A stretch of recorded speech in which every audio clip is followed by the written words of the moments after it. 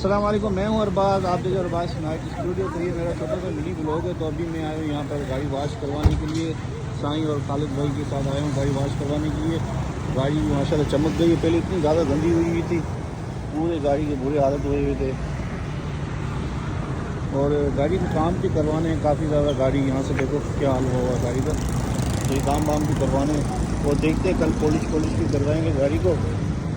फिलहाल अभी अंदर से पॉलिश नहीं लगी है। इसको मैं कह रहा हूँ कि अंदर से भी पॉलिश लगाओ, चमकाओ गाड़ी को।